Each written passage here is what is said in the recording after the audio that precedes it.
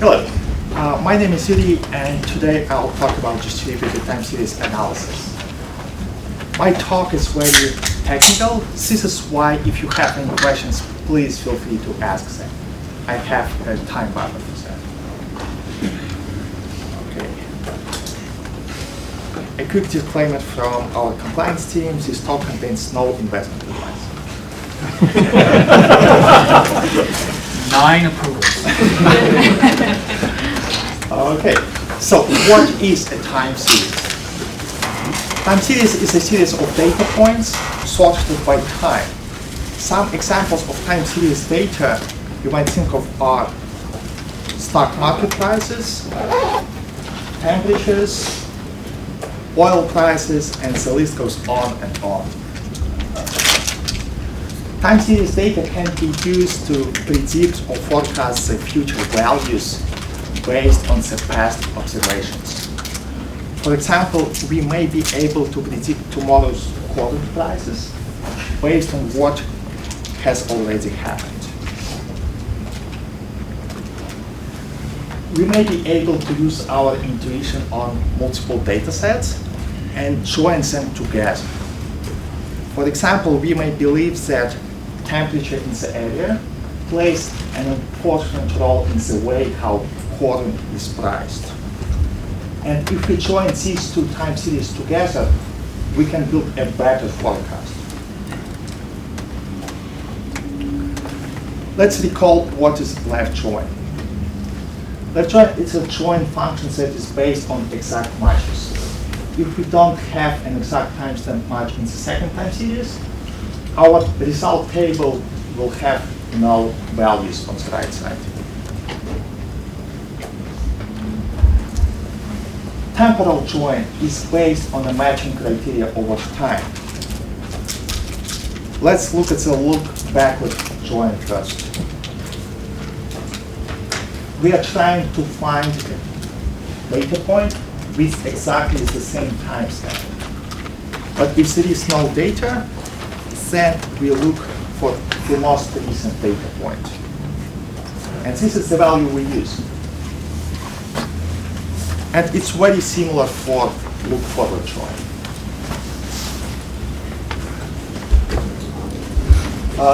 Let's look at one quick example. So we want to join two time series data sets, and the result table will contain the same timestamps as our left table.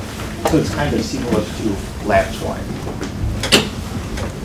For 8 a.m., we have an exact match of timestamp in both data sets. So this is the data that we use. For 10 a.m., we don't have an exact match in the right data set.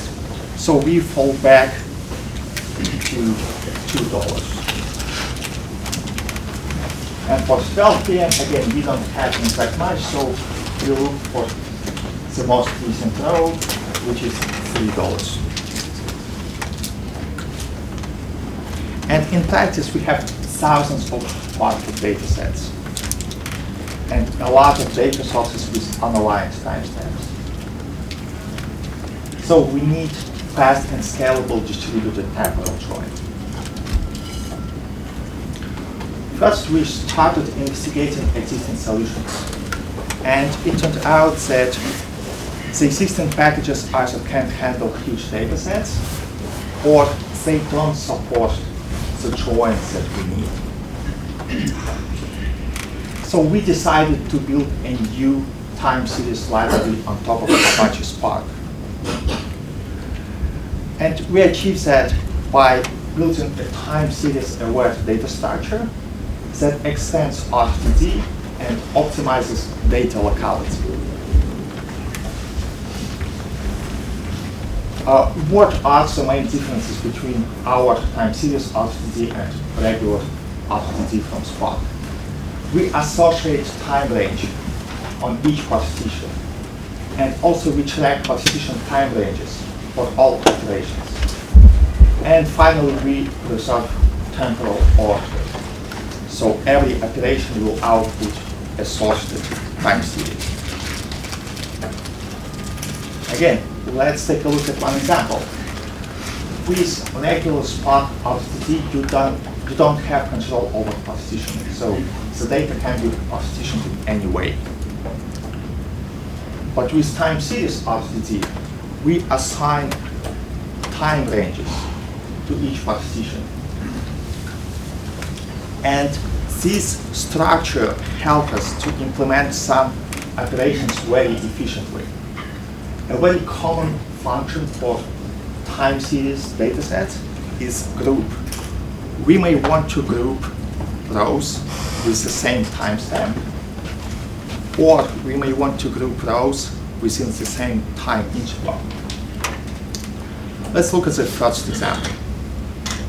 How would you group rows with exactly the same timestamps using RDD or DataFrame API? You would probably use group by first, and when you use group by, actually it's part to use the hash partitioner under the hood, and it shuffles the data around. And then you want your output to be sorted by time.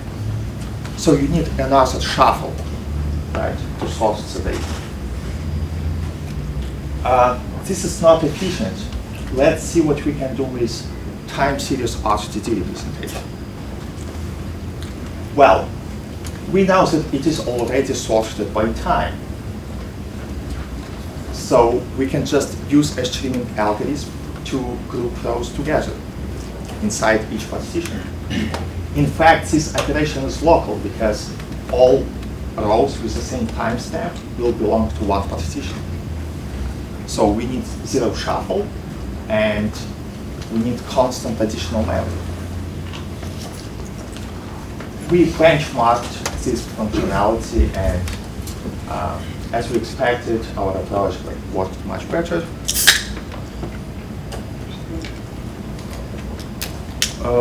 Let's get back to temporal join. To be more specific, it is defined by two parameters: direction, look backward or look forward, and window. We talked about direction previously, but what about window? Window decides how much to look backward or look forward. So let's say we have a smaller window, and then we would not find a match for our time stamp from the left.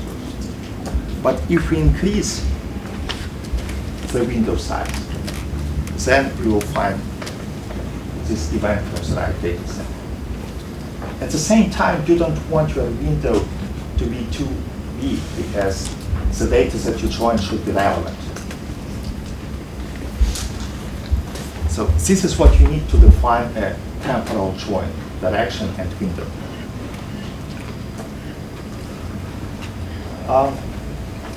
Let's look at one example. So we want to join these two time series data sets. How can we do that just on one machine? What single core implementation can we come up with? You are probably familiar with the sliding window algorithm or the merge sort algorithm, and we can implement something similar. So we can iterate through both data sets with two pointers, remove the left pointer every time, and remove the right pointer when there are more recent rows available on the right. I'm sorry, I need to do a quick sound check. We lost the sound on one of the mics, so one sec, I'll just need to readjust very quickly. Sorry about that.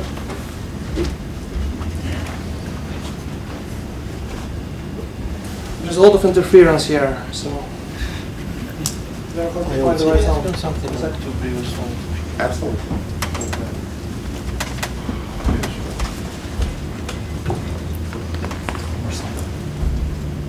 Yeah, this one. So you went from RDD to DataFrame, so that was substantial, Yep.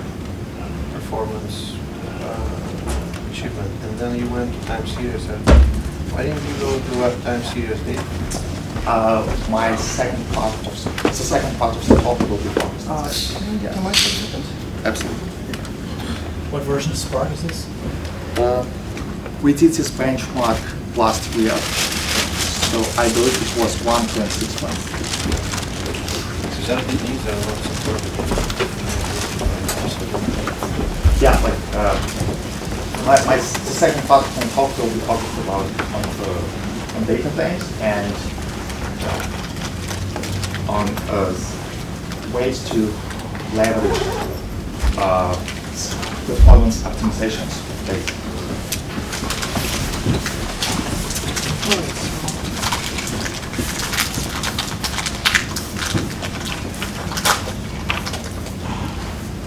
This is the main mic.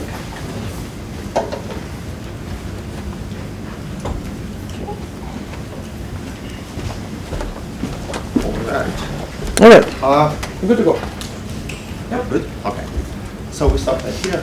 Yeah, so we can just iterate with these two data sets with pointers and joins and get. So we have a single core implementation. Sorry. But what about the distributed version?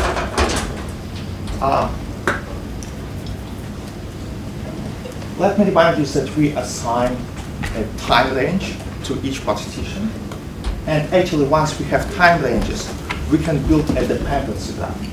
Because if we have time ranges and we have window, in this case it is 1 hour, we can we know exactly what dependencies, what partitions need what data from where.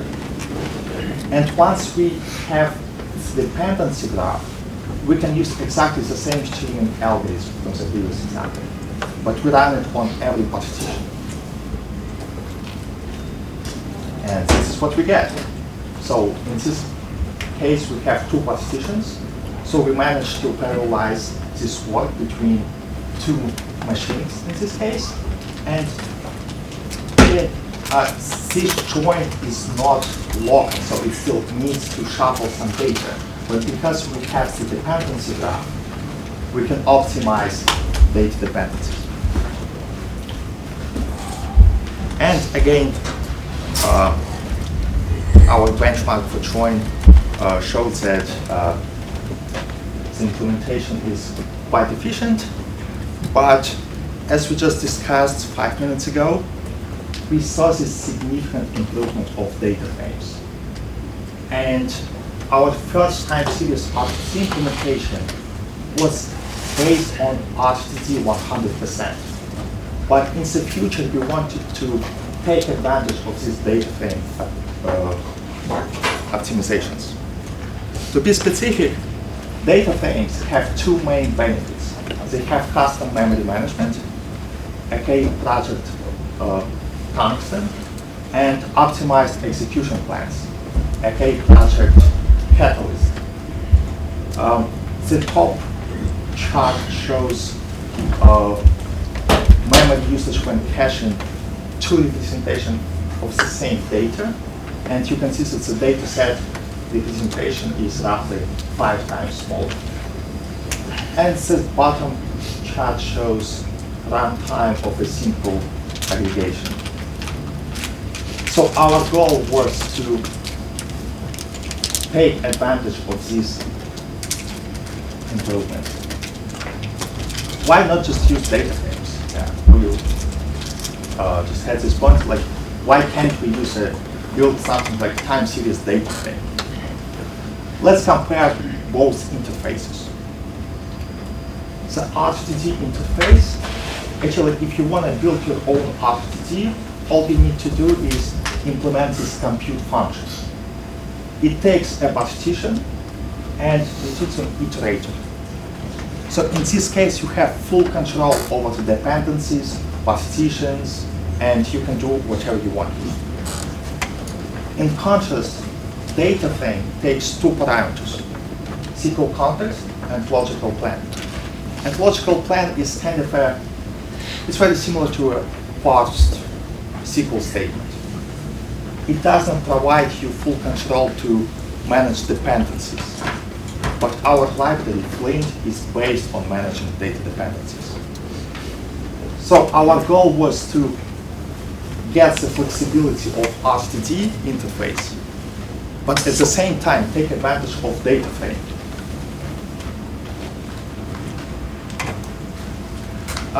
let me get right to the solution and then explain how it works. Our new time series RDD implementation is based on two objects. We have a regular data frame, and we have a partition info object that contains partition metadata that we need. How to implement some simple operations? Let's say how to delete columns.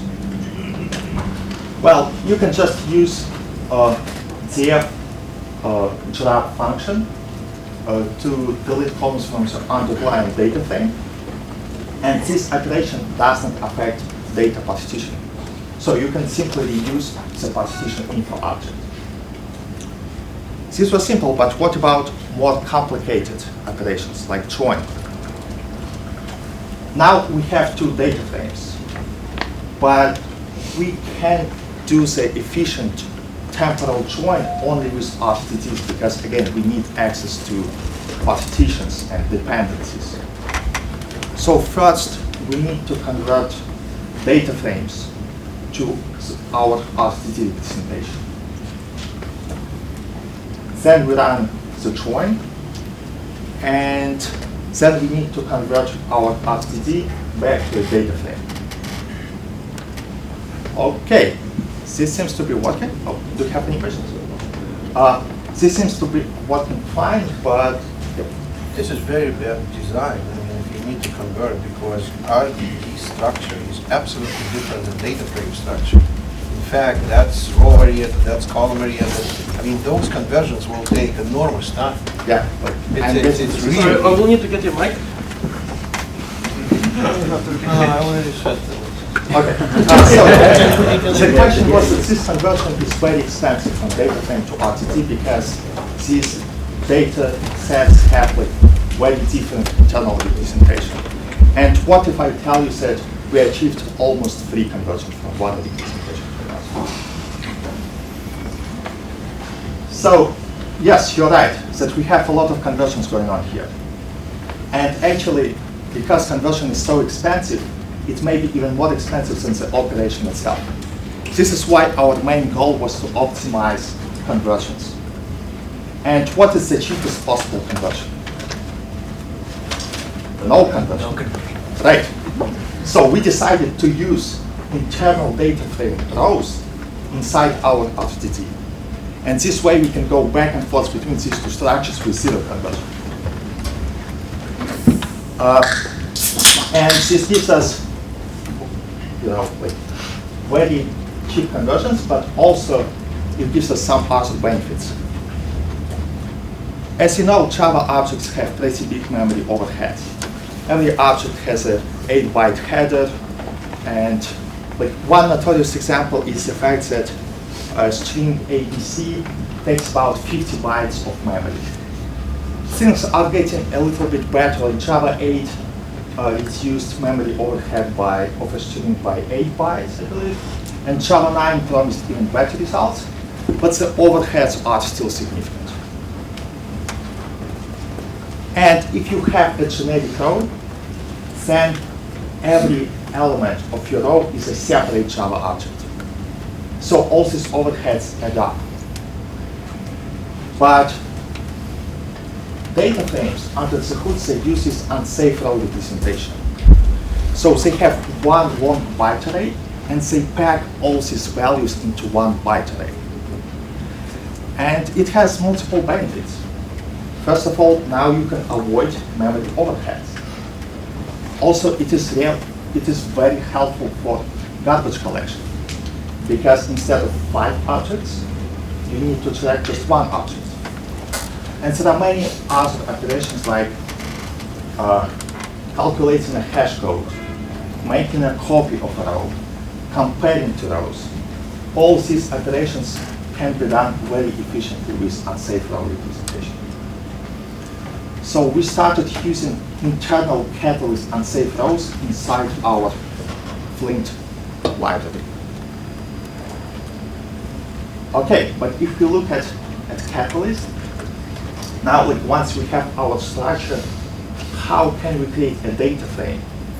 There is no public entry points that take internal rows. So we build a new entry point that goes directly to the logical plan stage. So we create our own logical plan that iterates through our RDD with internal rows. Then we expect Catalyst to apply all the optimizations, and finally, when you have a physical plan, before internal rows are converted to external rows, we need to get it back. So because we want to work with efficient, unsafe rows. So we get our representation directly from the physical plan.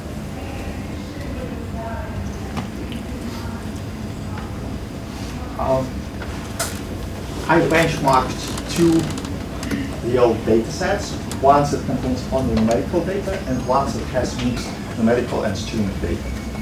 And you can see that just migrating from generic rows to unsafe rows already gives us a lot. But also, when you have a data frame and when you cache a data frame, rows are divided into batches, and every batch is converted into columnar representation. So with this approach, we can get all these data frame advantages for free because under the hood we have a data frame.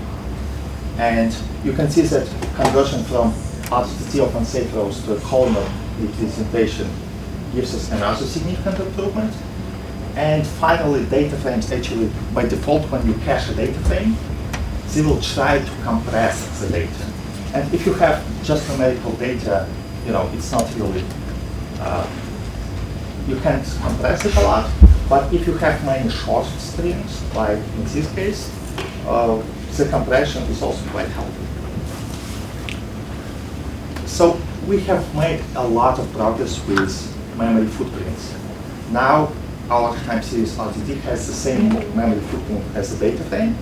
And in case of any improvements, just yesterday I was talking with Wes, and he mentioned that Spark 2.3 is actually going to use Arrow under the hood for columnar representation.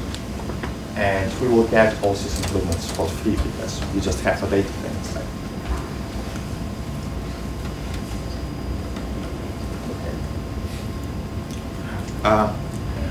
But what about catalyst optimizations? Well, if you look at this picture, all the operations on the RDD level are a black box for Catalyst. It cannot optimize them. This is why the rest of my talk will be focused on the new feature of Spark 2.2 called Spark Session Extensions. The new API allows you to provide your custom logic and extend different phases of Catalyst pipeline. They had a limited version of this functionality before, but now it was experimental and they had a limited support for it. For example, you can inject a partial parser and extend SQL queries. Or you can create your own optimizer rule that takes advantage of some data properties that your data sets have. Let me give you an example. We have very simple code. This data frame, we sourced it by ID, then we select the columns and we source it again. I have a question to the audience.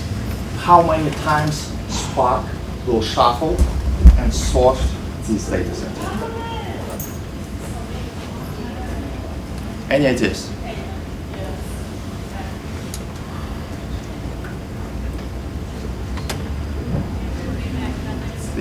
Three shuffles and 3 sorts. Why?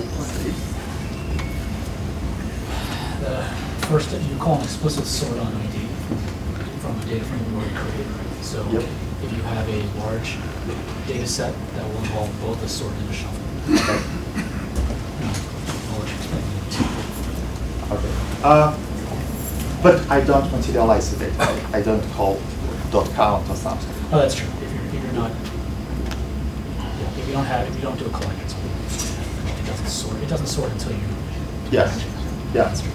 Okay, so if I do sort again .count, let's say, how many times Spark will shuffle the data and sort it? So that's Probably once. probably once. One shuffle and one sort, or like one? Or what? Well, shuffle will be inside the sort. Okay, so let's look at catalyst plans that we get here. First, catalyst will build a parsed logical plan. And you can see that it pretty much duplicates our code. We have a sort node, then project node, and then another sort node. And then this plan will be optimized by Catalyst. And here we can see the optimization that is called column projection. So if you use only a fraction of columns, it makes sense to get into other columns as soon as possible, right? So this is what Spark will do here. And finally, when this logical plan is converted into a physical plan, Spark will add an extra node to shuffle the data, because in Spark, sort is represented by two nodes. One node for the shuffle step, and one node for sorting data locally on partitions. So the right answer was one shuffle, two sorts. We can see that Catalyst was smart enough to identify output partition of this node, and we have just one shuffle because Catalyst knew that it doesn't need another shuffle between these two nodes. So it will sort it just once. I mean, it will not sort it twice already sorted stuff. It is a physical plan, so it will sort it locally on partitions. It will not shuffle the data twice, but it will run the local sort 2 times. But what is the point to run second time sort on already sorted data? It will not do anything. Right, but you don't always have full control over your data frames. You might get a data frame from somewhere, right? And it may be sorted or maybe not. You don't know. Yeah, but in this case, it's already sorted. We see that it will be sorted first time. Why will it be sorted second time on something that already sorted? It doesn't Yeah, make any this sense. is a good question for Catalyst developers. Why they don't have a rule that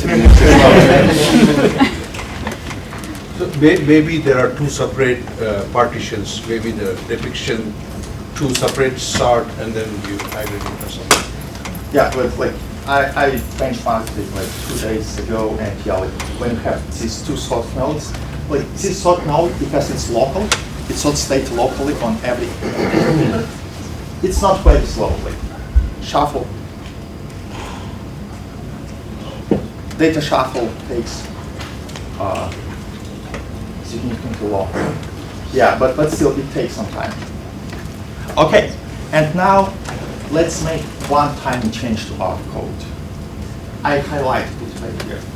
So we do exactly the same, but now we also rename a column. Let me ask you the same question again. How many times Spark will shuffle and sort the data? 2 and 2. 2? 2 and 2. Oh, 2 and 2. Yep. So we can see the parsed logical plan on the left. It looks pretty much the same. The optimized logical plan also looks very similar, but again, we can see column projection optimization in place. So our project node was split into 2. We see column projection here, and this node will just rename our ID column into ID2. And then, when this logical plan is converted into a physical plan, we see 2 shuffle steps here. And this happens because Spark treats ID and ID2 as 2 separate expressions. ID2 is an alias for ID, but they have different expression IDs. So Spark doesn't know how to relate them to each other. Okay, so let's say we have this problem. How can we solve it? One idea that we had before was to avoid sorting the same data set twice, and yeah, it is a fair idea, right? But in some cases, we don't have control over all code bases. We may get a data frame from somewhere, and it may be sorted, what may be not. What can we do with it? And one possible solution we can achieve with the new API. So we can create a new optimizer group. So let's see. Here I have implemented a simple optimizer tool just for this problem. So the most important part here is function apply. It takes a logical plan and it returns an optimized logical plan. And every rule will traverse the logical plan tree. So it goes from the top operation down to leaves. And if there is a node that satisfies our partial function and predicate, this will replace the original node with our new logical plan. So this is the part where we are looking for these kind of structures where we have sort, then project, and then another sort. And in practice, it will look like this. So this rule will try to find the following pattern. It will find a sort node that contains a project node that contains another sort node. And we know that like, if our middle node remains a column, we don't actually need to sort this data set again. So our optimized plan will look like this. And once we have this rule, it's very simple to inject it into Catalyst. So when you create a Spark session, you can just use quiz extensions to add your own optimizing tool. And this is the updated picture. So our optimized logical plan looks much simpler. And when it is converted into a physical plan, we get only one shuffle and one sort. So this is what we wanted. All right. I've tried to find examples that solve more complicated problems, but unfortunately this new API doesn't have good documentation, and I don't see like wide adoption of it. So I couldn't find any real examples that take advantage of this API, but I want to show you that it's actually very flexible and it gives you a lot of different ideas that it enables a lot of different ideas that you can try. First, let me ask you, what is missing in Spark SQL? How much time do you have? Yeah, like, Statistics. okay, this is one thing. What else? What common SQL functionality is not supported in Spark SQL? Anti-join? Oh, what's that? An anti-join? Well, yeah, this can be implemented with extensions, yeah. Transactions and inserts. Yeah, it does. I don't see them coming to Spark SQL. That was the question. Okay, yeah. Okay, I personally miss indices. If you worked with big tables in regular SQL engines, then you probably know that indices define the performance of your queries. Right? And Spark doesn't have them. So technically, when I said it's missing statistics, it's even worse, right? Because not only do you not have the not only do you have not have the sorted column projection, but you don't have the distribution statistics for efficient joins, which is the real killer. Yeah. Regarding index, between distributed data and columnar data, do you really need index? And in memory? Yes. Good question. Yeah, actually, if you look at the Spark documentation, they say we don't need indices so much because you can cache a data set. But it means that if you have a data set with 1 billion rows, and you have a simple operation on top of this data set, you will need to iterate through all rows again and again, like for every operation. So when you don't have indices, all your operations are, in the best case, they take linear time. So there is no sublinear computations without indices. So I even go one step further, right? I mean, the whole catalyst is an optimizer. Yep. But you can't actually do query optimization in the absence of distribution statistics. yes. Right? So at the moment, it's still kind of a misnomer. So, and I actually have a pet project that I'm working on in my spare time, and I just want to show you that the extension API is quite powerful, that you can even introduce new functionality to Spark SQL. So how can we implement indices using this extension? So first, we can create a new logical plan class, and you could do the same before. You just subclass a logical plan. But now you can also implement a resolution and optimizer rules. So whenever you can take advantage of an index, you can have an optimized rule for that. That is looking for your new logical plan and then optimizes the execution plan. And finally, we need to inject a strategy that converts the new logical plan into a physical plan. It's actually a little bit more complicated than that. So the prototype that I mentioned, it's quite promising. So I don't have any problems with missing entry points. It's just, it takes a lot of time and code to have a good version of it. But I'm going to publish it probably in 2-3 weeks. Once I have a good version. Some links. If you work with time series data on scale, please check out Flint. And if you are interested in Spark's extension examples or the prototypes that I mentioned, I have a personal repository for that. And please feel free to email me with any questions.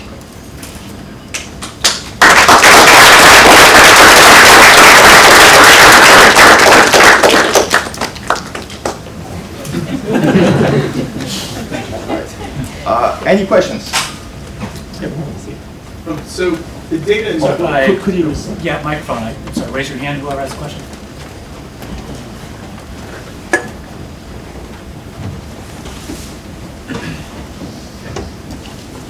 Great talk, thanks.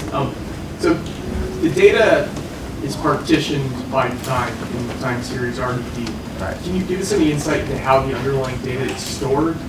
Is it better for the underlying data to be partitioned as well, or do you just load it in from something like Parquet and then re-partition? Parquet actually works perfectly with sorted data. So if you save a data frame into a Parquet file and then load it back, you get the same partitioning, so it's fine. And then my second question was, I think in some of your examples, you showed data that was, time series data that's down to the resolution of a minute. Did you ever look at data sets where resolution is down to like milliseconds or even smaller? Actually, Flint by default uses nanoseconds. Oh, okay. Thanks. Other questions?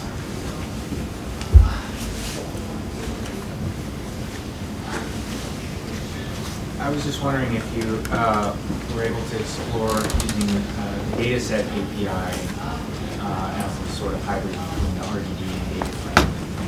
The flexibility to still get access to Yeah, DataFrame is essentially a data set of rows, right? We don't have fixed schema. TimeSeriesRDD may have any number of columns. This is why we actually want data frames. And data frames, they have it. In terms of performance, they have the same, it is the same code that runs both of the data sets and data frames. The difference is, in one case, you have fixed schema, like if you have an object, so you can use a data set versus objects. But in our case, we just have 10, 20, 100 columns. And you may add a new column to your data frame. And this was the use case that we wanted to solve. Anyone else? Okay, exercise. I'm sorry, hand up still? Yeah. So you mentioned about indexes before. So did you create a JIRA for a new feature for indexes? Or that's coming? Not really. I actually created a Twitter for, this weird behavior that I showed here, and I didn't get like much replies, and if you come up with a like bigger project like indices, like Databricks, they even mention this in the documentation that they don't see indices too important at this moment. So I didn't do that. Do you enjoy Jira? I have no choice. I work with it. Any other questions?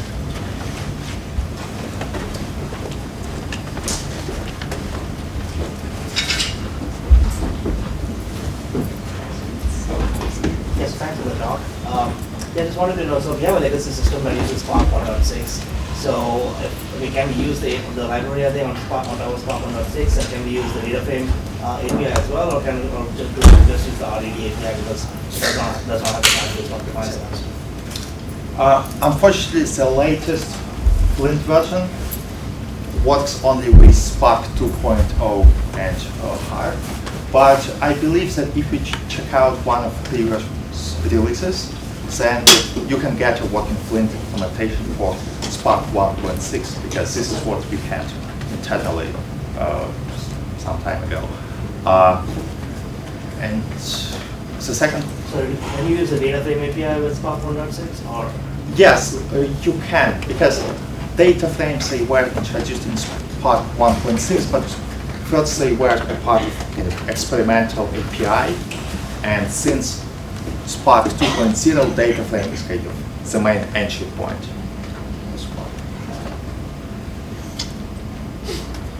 Any other questions? Great. Thank you very much.